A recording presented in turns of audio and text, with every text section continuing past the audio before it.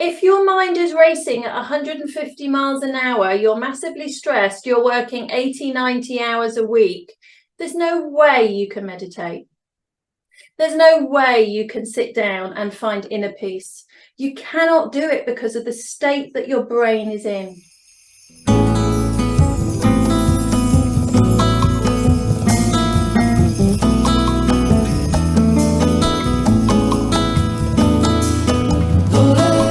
Welcome. I'm your host, Stefano, and this is When Leaders Talk, a podcast about leadership and, most importantly, about leaders.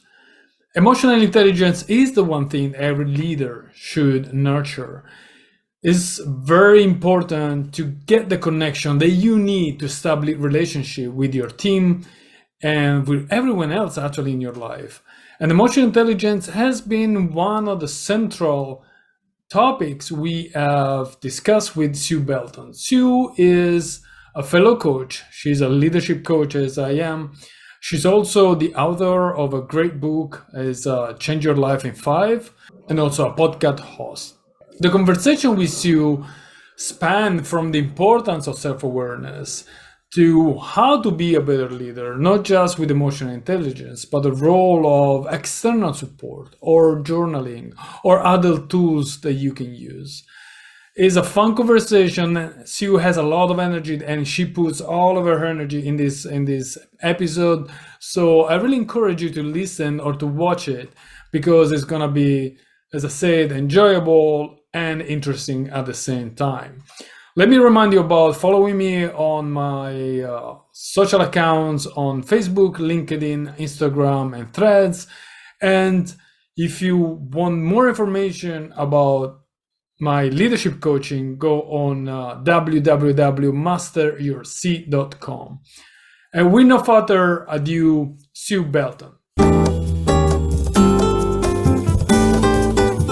What's your definition of leadership? Leadership, for me, is all about taking people along with you. Motivating, inspiring, taking people along with you willingly. That's good, yes. Not like the old style of control and command, which is interesting. You're in the military, and I was brought up in the military. So, yeah, willingly, excitedly, enjoyably. Okay, and that's a challenge, right? I mean, it's not the easiest, especially nowadays where information is kind of the access to information is making things in a way more diverse. So people have a very different approach to life compared to probably a few generations ago, where there was really a mainstream culture. Now is everything is more open. So what do you think is what is needed today to motivate people? It's interesting when you said it's challenging. And what was the other word you used as well? Not difficult or something like that. Something in that zone. Because I go, actually, Stefano, it's quite simple. Oh, okay. I think it's really simple. People just want to be loved and belong. And if you clock that as a leader, you're sorted. You clock that. So you know that you actually care about people, like genuinely deeply. And you know yourself and you know your stuff. You've got that great. You've done the work on yourself. You develop yourself. The further you develop and lead yourself, the more that you can develop and lead others. So you got those two bits. That's it. I think it's quite simple. Not saying it's easy to get there, but it's simple. You make it sound simple. That's for sure. That's for sure. But for some people, it's not so immediate to have this instinct to taking care of others, right? And love others. Yeah, and that's the bit. That's why I've got a job. Because the guys I work with, right? Look, I work with mainly men. They are, the super analytical thinking, technically excellent. They're that, and they work in big multinationals, or they're the established founders. And both of them are very driven, very successful. But most groups of those, you're right, haven't got that highly evolved and developed sense of empathy and care for others. Some have, and it's great and wonderful, and that's not what I get pulled in to work with them for. But that is often a missing piece, just because, firstly, they grew up as men, so that was not conditioned as a priority, and that's a good and a bad thing. There's pros and cons to it. And secondly, because they were loved and made to feel belong because they were other things.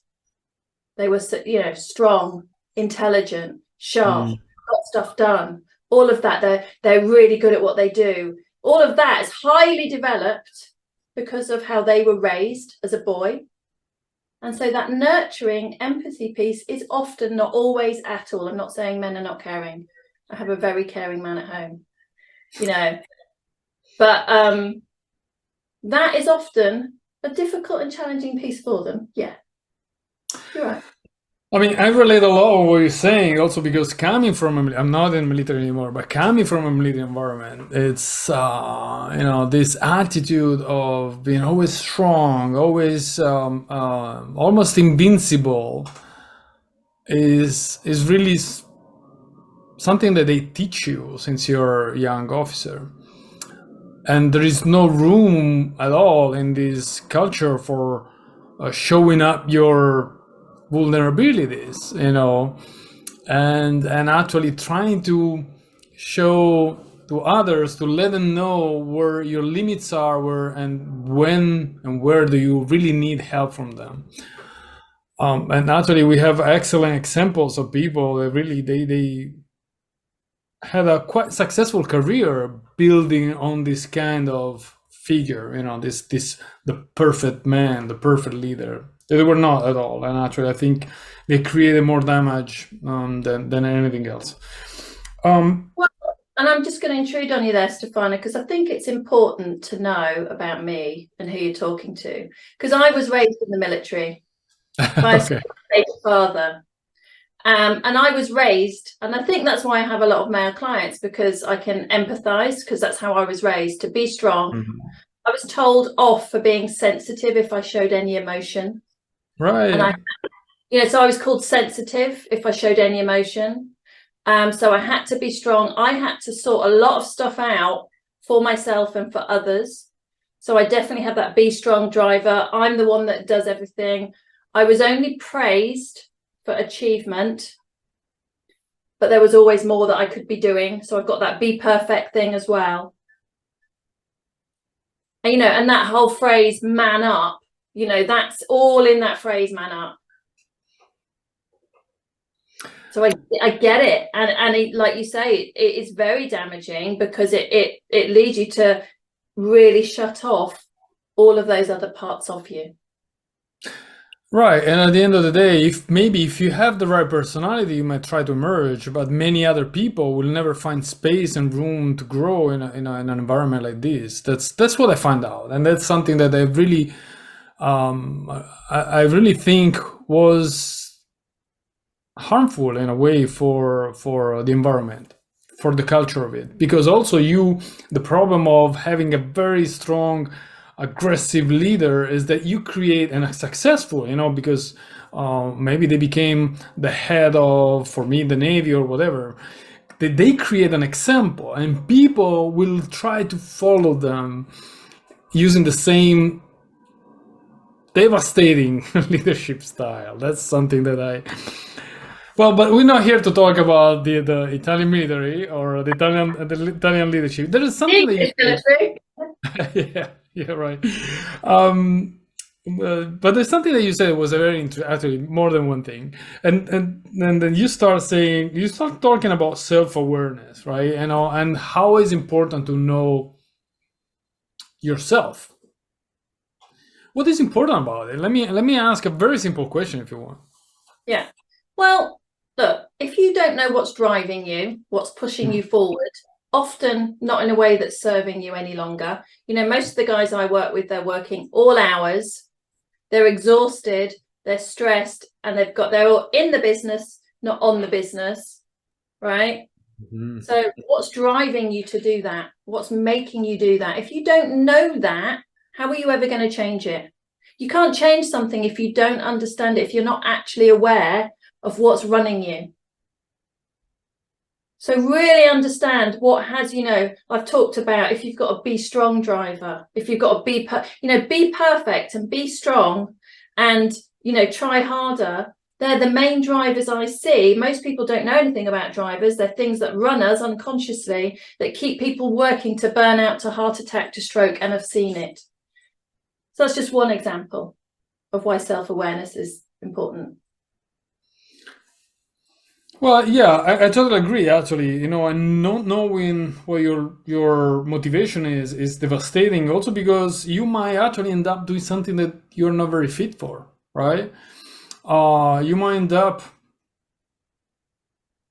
finding a job or an occupation that is not aligned with your true passion or your life purpose, and it takes a lot to being successful in a setting, in an environment that is not your own. Well, it's so much easier actually to, you know, find the place, your place, and nurture yourself there, right? How do you do that? How do you think a person can find their life purpose, their passion? Well, like you're saying, that if you don't know that, most people don't, because we grow up and we follow the conditions and the rules that other people set for us. Or you should do this, or you can't do that, you'll never earn any money out of it. Or if you're from a long line of accountants, or if you're from a long line of whatever, lawyers or whatever. So most people don't go into something from an early age that's going to fulfill them and is value driven. They don't. They just don't. Right. It's not what happens. Most of the guys I work with are 40 plus. They're leaders, senior leaders. When they come to me, it's just something they fell into because of all those reasons: what you should do, what you have to do, how you can earn money, oh, you're really good at maths, or whatever it was. And actually it's that self-actualization piece. You know, it used to be called midlife crisis. That's when you start, and it's not anymore, but you know, it's the same thing. It's about when the real you starts coming up, but you're living your life according to all those rules you learned way back when from other people and you told you should do. That's when that happens. And I've got a client at the moment, he's in that process and he's a board level engineer, you know, super smart, super successful. He's got going, and I'm saying, this is normal. This is what happens. So what we're doing at the moment, identifying values, identifying actually what it is he truly wants to do. And actually, when I get people to really properly step into that, and you have to go through all the fears and the blockers, I couldn't do it on my own. It's difficult to do it on your own. When you go through that, what we came to, it's like he whiteboarded it out, and it's like, yeah, it's never fantastical. It's always possible. It's always, and it's like, oh. But it's a tough process, and it's a process that a lot of people don't go through. It's very frightening to face it, and most people don't ever face it. They don't know how, or they don't know what to do, and so they drink, so they buy more, they move house, they get another job. You know, all those surface things that they think are going to fix this dissonance inside, that something's not right. Is this all there is? But I don't know what to do about it. They look for external things to fix it, and it's an inside job. I hope the people will watch this episode so they can see the energy that you're putting into this. Into this is great. Well, I think it comes. I can hear it too. So it's not just your action and movements that I love. But you know, going back to the topic, this resonates a lot with me. And let me share my little story about it, because the reason why I left the Navy, despite having a career and the possibility actually to be even more successful in my career, because I felt something was off. I did not feel I was in the right spot anymore. I mean, and funny enough, as you mentioned earlier, I became a Navy officer after my father. My father was a Navy officer. He never pushed me. He never say you should do it. I mean, I want to give him credit about it. But of course, growing up in a military environment, I felt home, right? When I was there, and it worked. It worked well for a while until it didn't. And instead started drinking or doing things, as as you said. I was lucky enough to find a moment in my life where I could really reflect on what my priorities and values were, and understand that no, Navy was not anymore my job, and actually, coaching was something I was really probably craving for, right? And that's a journey that I really hope everyone will be able to do at some point. What do they need to do that? What do you think is, for me, was finding, I was lucky because I found like a break in my career, a kind of moment I could dedicate for myself. What do you think a person should do to really reflect on their life, on their work? Yeah, and the first thing, and this is the most difficult thing for all of the guys I work with, is time to reflect, like you talk about. Time to think, time to reflect. Most of them are so in the trenches of the business. And typically the first thing we work on is getting them out of the trenches, delegating more, trusting others more, being less tied to being perfect, really creating time to think. And I'm talking about at least a big 2-hour block or a half day per week, and at first they absolutely are horrified at the mere suggestion of this. I get them all there. They all get there, but it's really that time to reflect, and do work with someone. It's difficult doing this on your own, and I'm not just saying come and do it with me. Hey, that'd be great. But, do work with someone. Oh, yeah, there you go. Yeah. Share the love. But like this guy I'm working with at the moment, it's work with someone. This is hard work. You're unpicking 40 years of conditioning of being told it's got to be this way. You should do this. You can't do this. It's not possible. You can't make money from that. 40 plus years of that you're unpicking. It's fear laden. Your brain is going to freak out. It's a process, and it takes time, and it takes commitment and energy. It's hard work. But luckily, most of the guys I work with, they're used to hard work. They're just used to doing it in different areas, and most of your listeners, I'm sure, otherwise they wouldn't be listening to this. They're used to hard work. That's the good news. But it's hard. It's you're unpicking. It's an investment.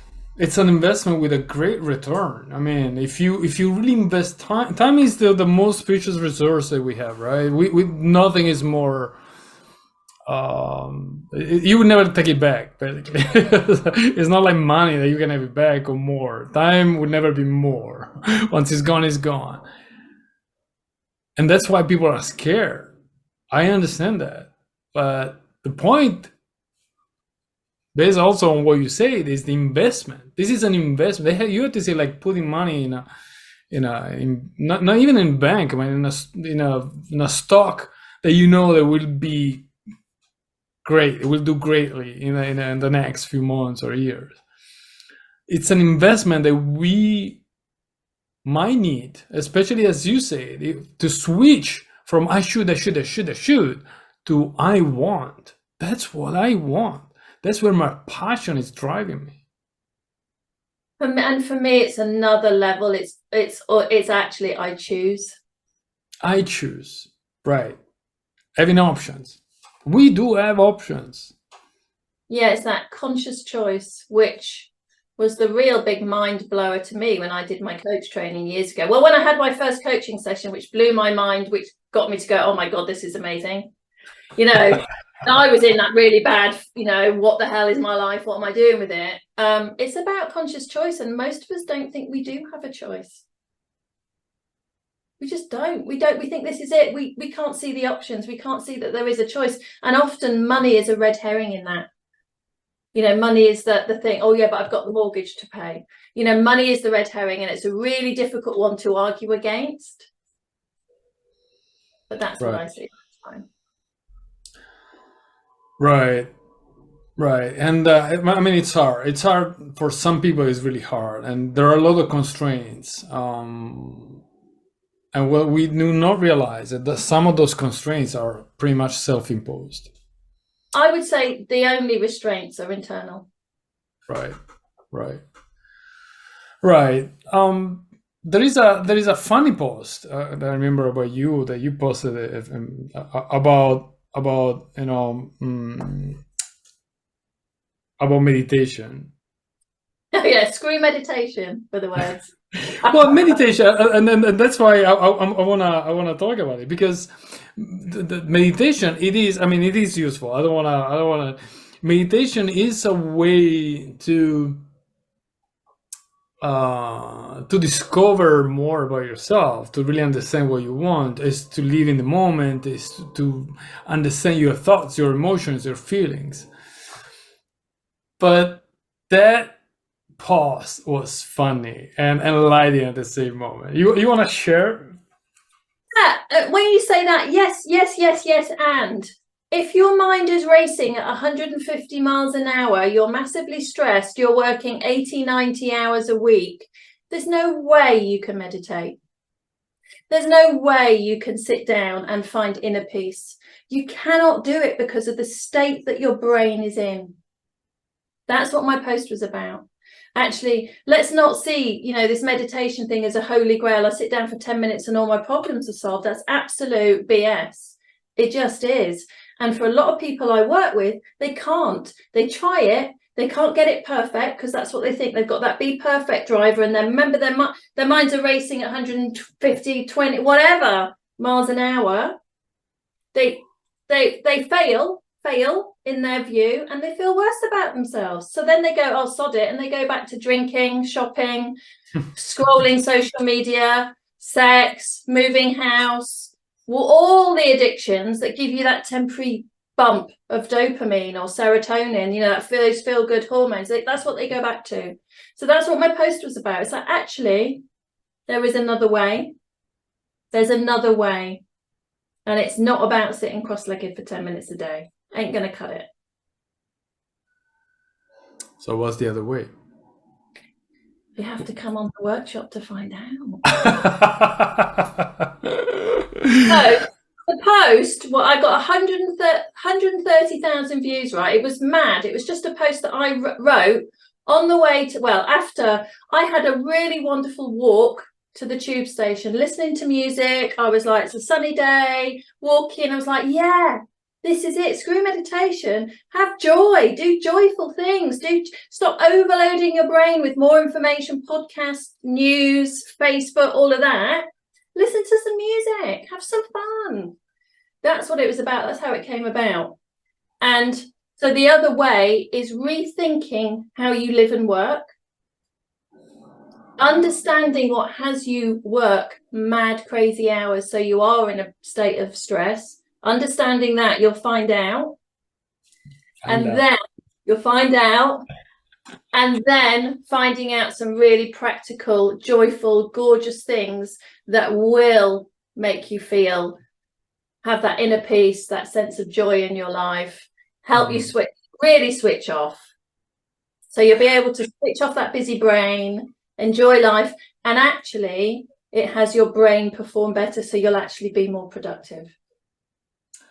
But I want to slightly, of course, give a different perspective. Oh no, go to me. I'm fine. I'm not going to take it. It's okay. I want to give you a different perspective. The moment for example, I love music. I do, and when I find moment to listen to music, for me is a relaxing experience, and I have feelings and emotions about music. Some songs can really move me, and my wife sometimes is surprised how much. I mean, it's not like I start crying but they give me goosebumps, and they do move emotions and feelings inside of me. I think that's a way of meditate. It's a way. I mean, if we look at meditation as a way of being in the moment, it's not just sitting on the couch or the cushion or whatever, the pillow, and relax, close your eyes, blah, blah, blah. But it's also just be there, absorb whatever is coming to you in the moment. It can be running, it can be listening to music, it can be having fun with your friends. But if you are there in the moment, if you are really testing it, feeling on your skin, inside of you, that's meditation itself. Yeah, I would say, yeah, and that's the point. And for a lot of people, it's there needs to be other ways to access that result, and it's getting that result. Absolutely, that's my point. And if I'd written a post like that, I don't think it would have got 130,000 views and over 350 comments. It's provocative, and it got the conversation going, and it hit a nerve with people, because what was interesting about the comments was so many people going, oh my God, thank God, I felt terrible. I felt really bad about myself. A lot of people as well. I've got ADHD. Meditation like that is not possible for me. This is how I get it. And it's exactly what you're saying. If you're finding other ways to connect and become really that mindful, it's a mindfulness practice. Absolutely. It is. Yeah, it is. absolutely. That's my point. I just did it in a very provocative, selection. Yeah, it's great. And also, I don't want to spoil anything about the workshop that is coming in a couple of weeks. So, well, let's not talk about the workshop. I'm sure that something will come in the following conversation. But there is another thing that you said at the beginning of this conversation. You say, I work mostly with men. Yeah. But not exclusively. So is there any difference that you notice between men and women and how they approach leadership? I think the main difference is what we talked about right at the beginning. They are so technically excellent, great on the analytical thinking, great on the doing it all, being strong, not asking for help, getting the results. That's all that. And I'm going like that, and I'm really conscious it's a masculine energy. I don't say male energy, it's a masculine energy. Some women have it too, I have it. Hello, that's why I work with men, probably, There's the reason they work with me, So I think that's the difference. That's the main, and that's really broadly speaking. And if people want to have a go at me for that, that's fine. But that's my experience. They're great at that, not so great at the soft skills, the empathy, having difficult conversations. They hand that over to the HR directors. Nobody's having difficult conversations, and it's costing businesses millions. Really being emotionally articulate, really knowing what their emotions are, how they're responding, that their emotions are having a play in their behaviors, like even acknowledging they have emotions. And we are emotional creatures.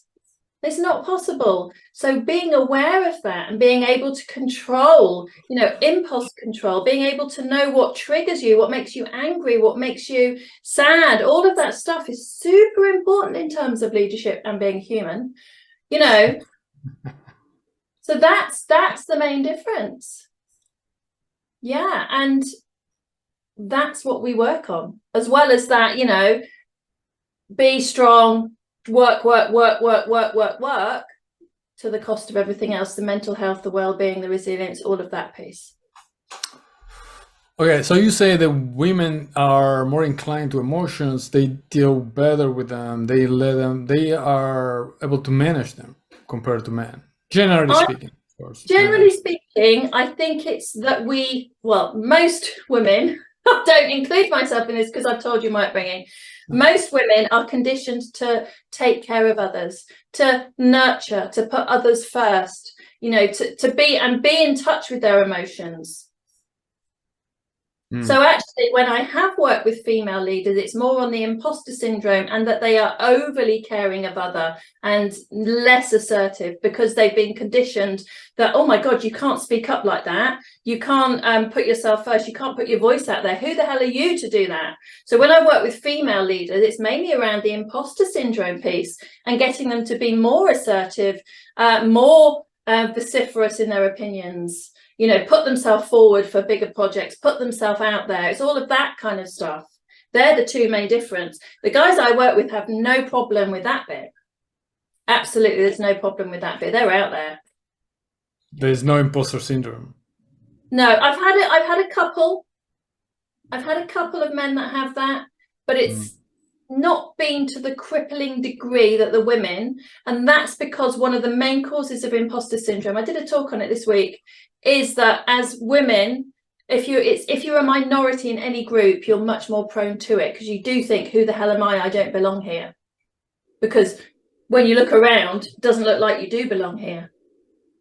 You know, I worked with one female engineer who was on a board, and she was laughed out of the boardroom for suggesting there was an issue with a mental health issue for a colleague. She was laughed at. That's terrible. And it's like, that's simply terrible. Yeah, that's gonna exacerbate a bit of imposter syndrome. Yeah, that's gonna happen. So do you think we are getting better? I mean, this is a conversation we had also in a previous episode with Alessandro Wall. Do you think we're getting better in not, I don't want to even say allowing, because but you know, having more women in leadership position, generally speaking? Do you think we're moving forward or not? The figures would state that, yes. The figures suggest that, yes. And I personally don't see it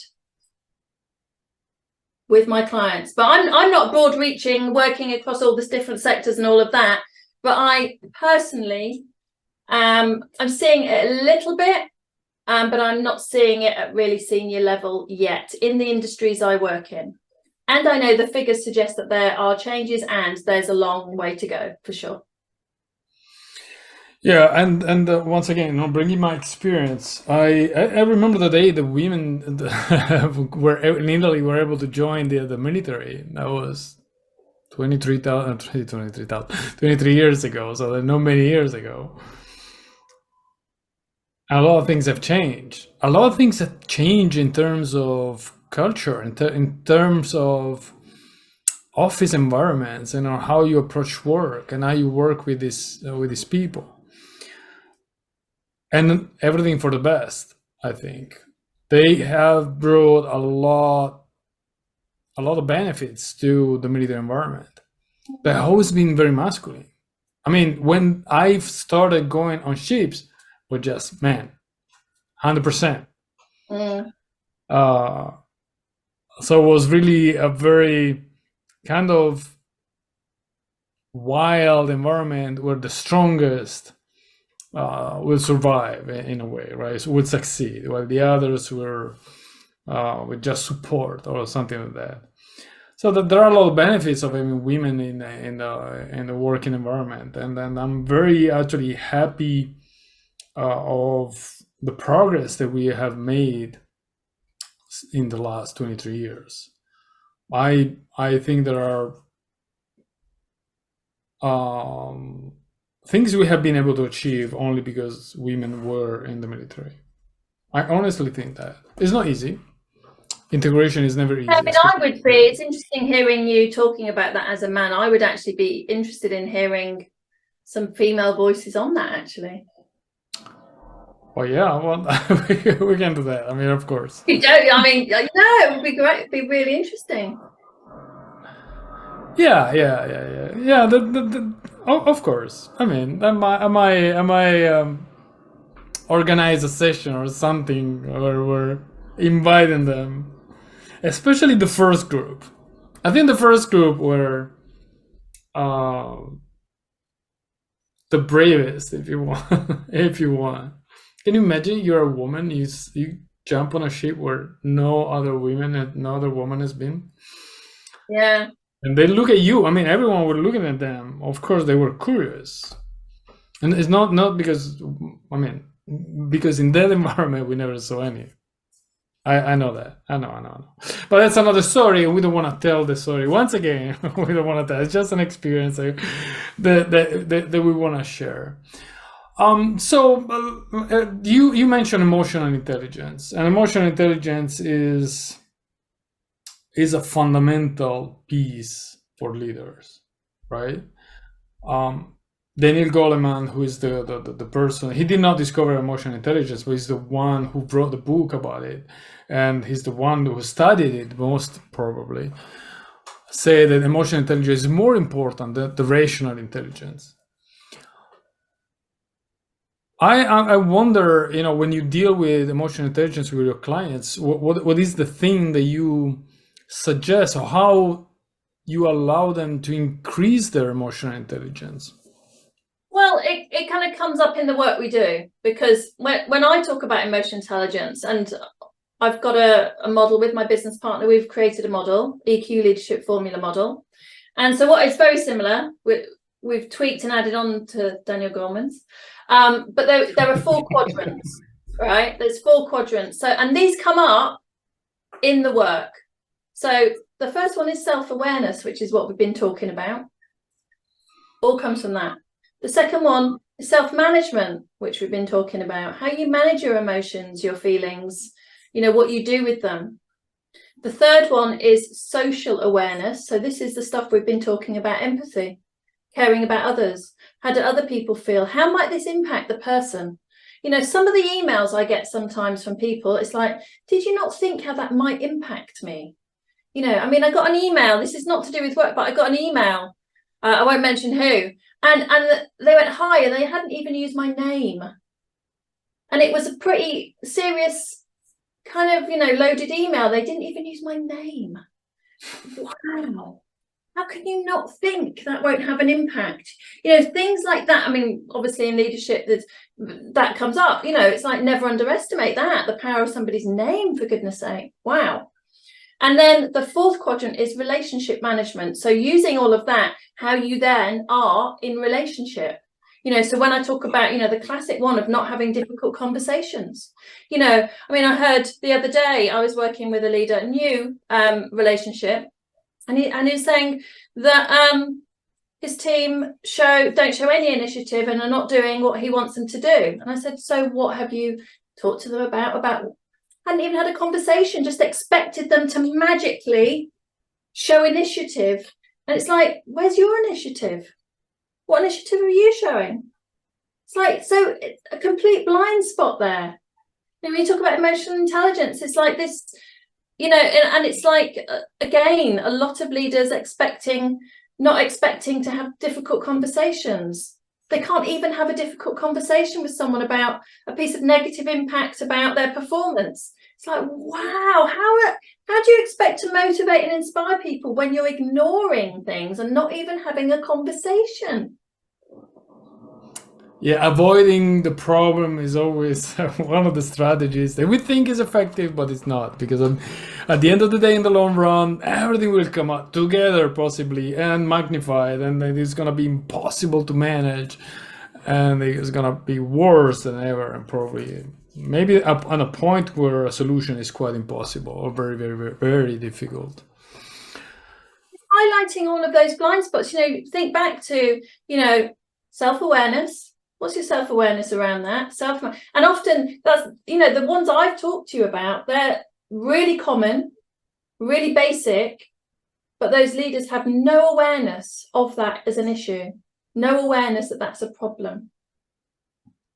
It's really important stuff. And it's happening day in, day out, super common.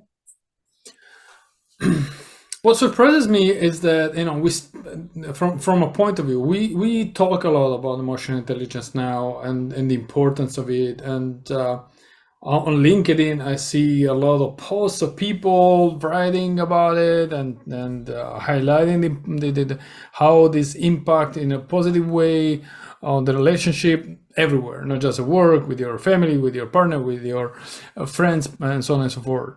And yet, few people really do something to be more emotionally intelligent. What is that? What do you think is behind this kind of block that we have? I think behind most blocks and people avoiding or putting things off, it's fear. what you might uncover, or any lacking, or I think it's difficult. I think it's really challenging. Like coming back to the point we talked about earlier, all the stuff that we do. And, I say to my clients, the initiative client, he's really brave to be in a coaching relationship with me, working on these things. It's an act of courage. It is. Because it's scary and they're still doing it. It's an act of courage. And a lot of people don't. And it's also the admission, I need help. First of all, I can be better. And second, I need help to be better.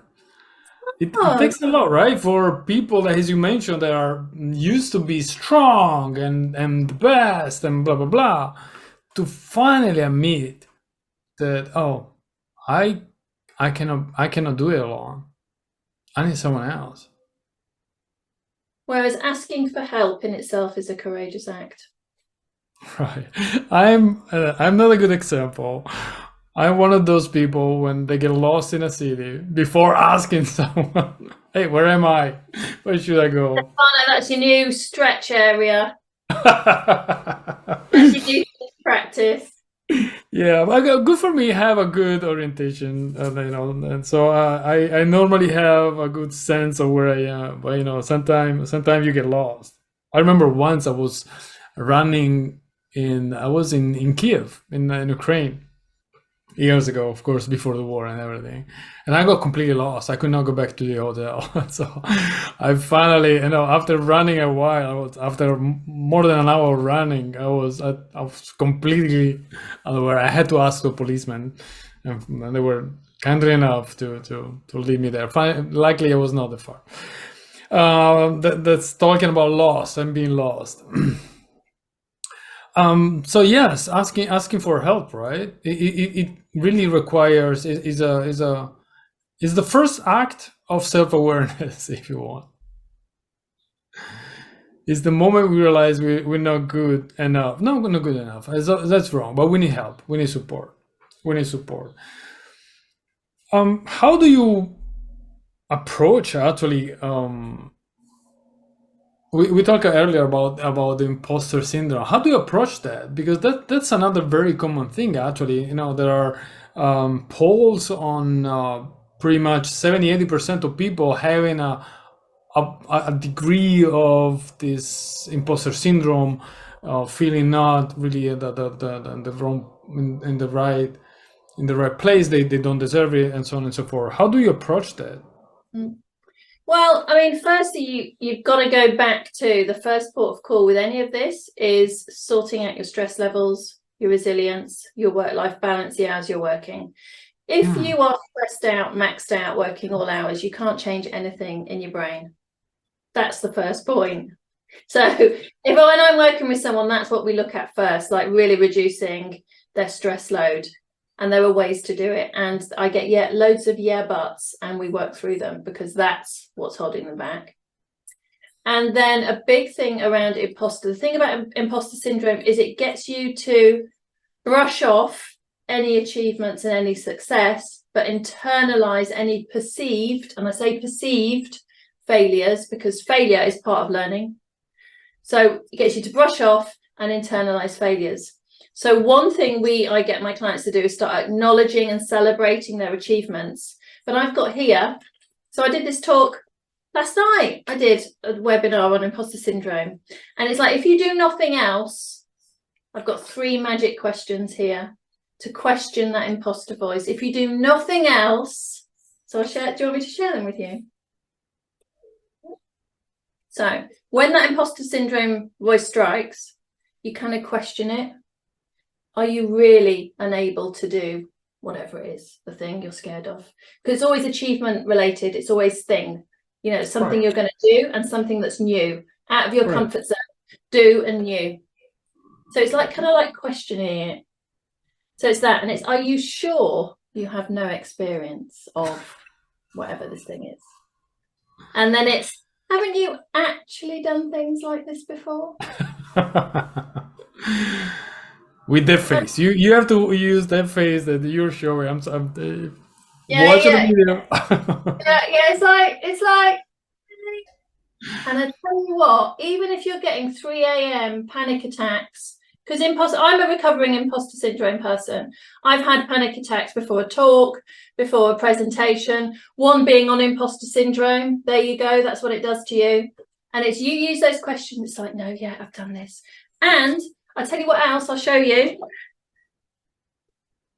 Most importantly, collect evidence and feedback of your achievements, because when that imposter syndrome voice strikes, you can look back and go, oh no, yeah, I have done stuff like this before. Yeah, I have got these qualities, these skills, I can do this. Yeah, I mean, literally, you've got to counteract that imposter voice. That's a great suggestion. I love that. I should have done it. It's fine. I do have something like that. Look, I've got loads of emails in there. Look.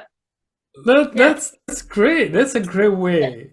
And you know what I love? What you said earlier. I mean, everything that you said, but there was one thing that really. I wrote a post recently about it, about celebration, about celebrating success. You know, and recently I have achieved something big. It was a certification, and I was like, okay, it's okay. Nothing's gonna change. Life is not. It's not gonna change. And then I paused. I was like, what the hell? I've been working hard, right? I need to celebrate. I want to be happy, because celebration is an incentive, a reward for something you have achieved. It can be small, and sometimes even say, "Hooray!" It's enough. Can be enough, or something big, and then you want to have a great lunch or dinner meal or party or whatever. We need to celebrate our successes. Yeah, and I actually start every single one of my coaching sessions with the question to my clients, what are you celebrating? I like that. And we dig down beyond the thing to the qualities and skills within them that had that happen. So they were brave, or they're smart, or they're creative, or they're committed, or they're tenacious, because that's important. And in terms of leadership, it's super important, because the more you're able to voice and intentionally step into qualities and skills and abilities, the more intentional you can be in your leadership. And you can then do the same for your team. Absolutely, absolutely. And the other thing is failures that you also mentioned earlier, right? Failures is the best teacher that we can have. Yeah. How do you deal with failure? What is your technique, if you want to call it that, your approach? It's better. I have another magic question if you'd like it. Of course. Another magic question. It's what's the learning to be had? Once you're over the upset of the failure, and when you're in a heightened state of emotion, and when you're with a client who's in the heightened state, you be with that emotion and you work through that, and then you go to what's the learning to be had here? Yeah.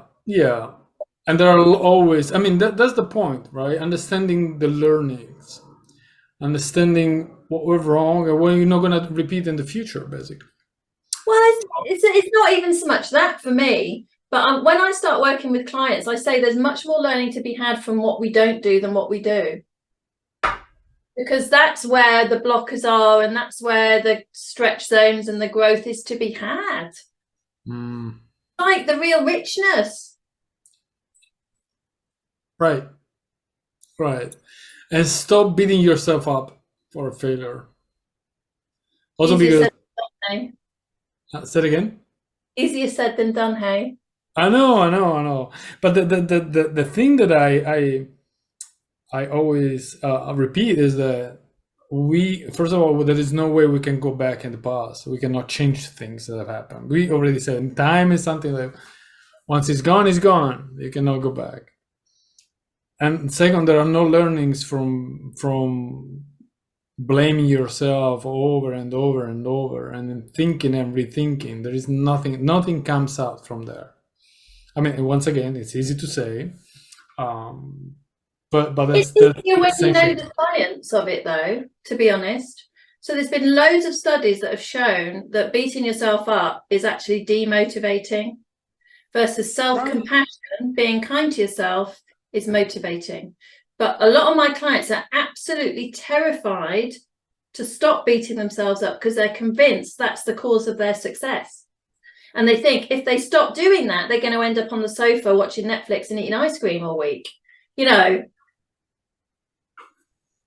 That's funny. Yes, that's true, because a lot of people are very self-disciplined or very critic on themselves, and they think that's the reason why they are successful. I think that's the only reason why they're scared of failing, and that's it. Yeah. But everyone will fail. Yeah, but remember, if you've got that be perfect driver, it's even more terrifying. I have it.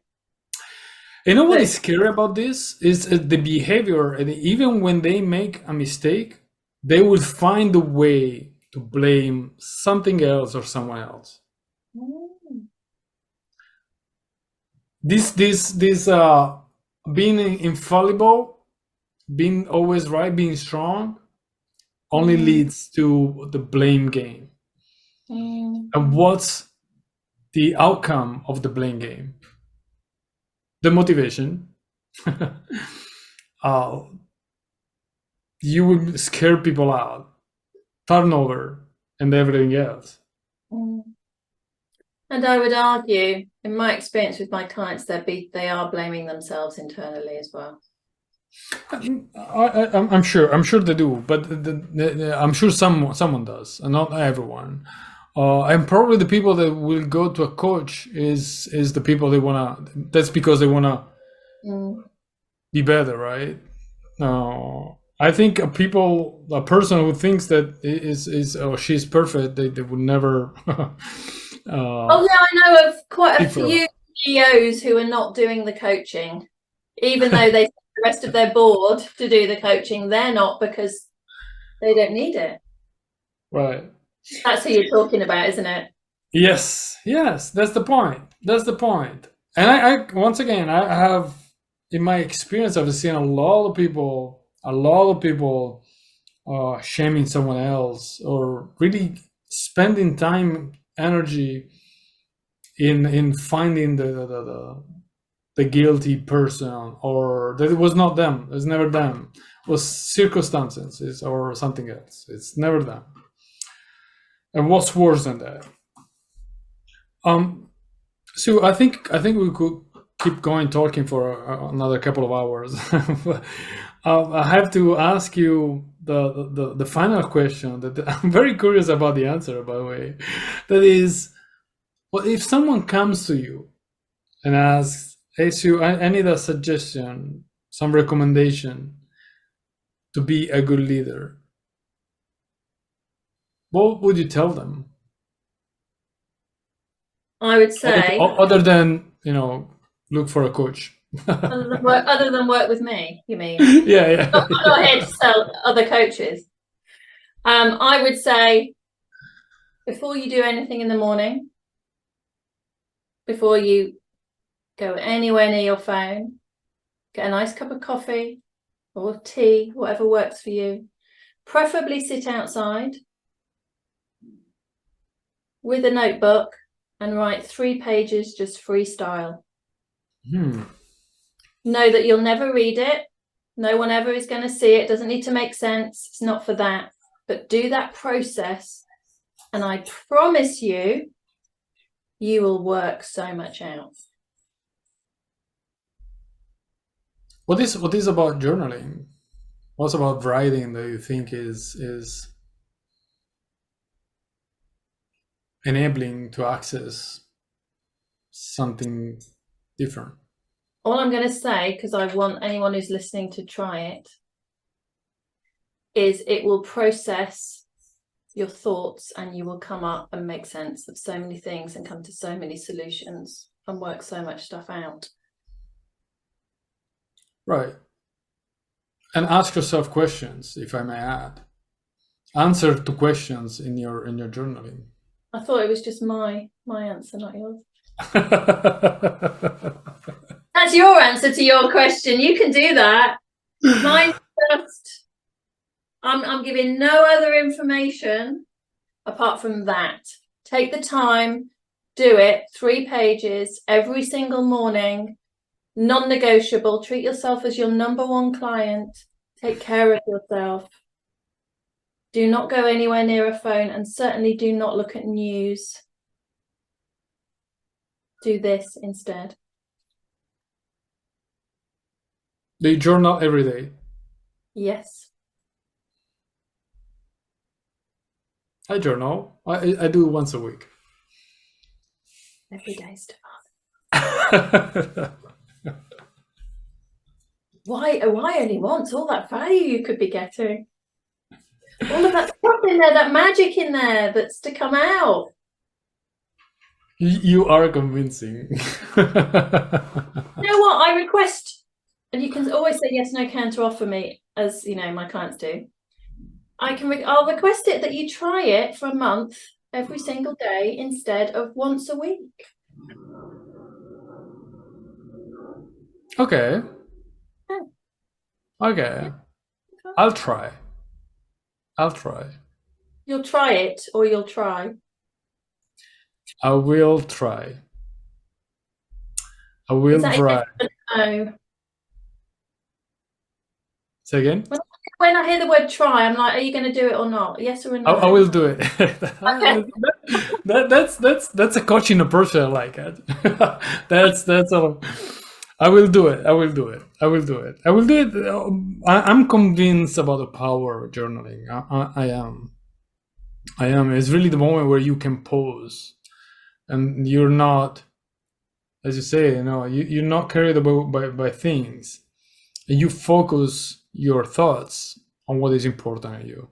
And it's a magic time in the morning. And for anyone to go, yeah, but I haven't got the time, God, you're in trouble. If that's your response and you really don't have the time to do that, you are really in trouble. And it's time to do something a bit more than 3 pages. All right. Apparently, I have a commitment now. How will I know, Stefano?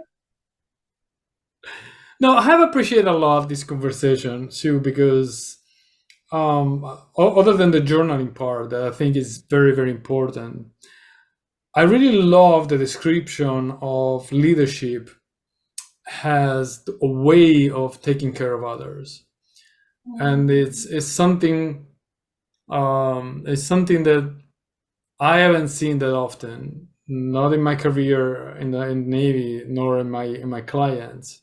Often is more about having a good career, achieving a goal, a personal goal. Yeah, and that's great if you can do it without the need for other human beings, but that's not leadership. And human beings need to feel loved and to belong. And if you miss that trick, pretty screwed really as a leader. You do. I don't think you can call yourself a leader. Maybe a good manager, but not a good leader. All right. Thank you very much, Sue. It's been, as I expected, a fun conversation, a lot of energy and things, a lot of interesting points, and a lot of work now on journaling. That's a perspective, Stefano. Work, it can be joy. No, it's a joy. I do it with joy. I do it with joy. And I started doing in a moment of my life where I really needed to find time for myself and start reflecting on who I am, what I want. So yes, I will do it. All right. Thank you again. Thank you again. And it's been a pleasure having you. Thank you, Stefano.